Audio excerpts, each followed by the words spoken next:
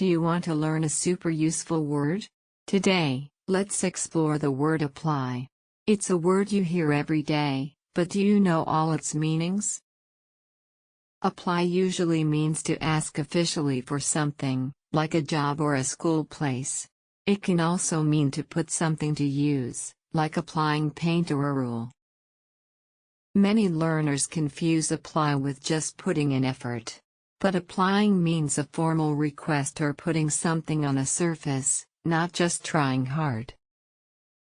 Common phrases include, apply for a job, apply the rules, apply pressure, and apply makeup. We often say apply to a place or person too. She applied for a new passport last week.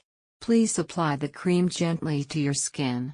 The school applies strict rules during exams. You should apply to several universities. Maria wanted a scholarship. She carefully filled out the form and applied on time. A few weeks later, she got a letter saying she was accepted. Applying changed her life. Think of a job application form you fill out. When you apply, you are giving your information to get something, like a key opening a door. Now you know how to use apply. Try to use it in your own sentences today. Keep practicing and see you in the next lesson.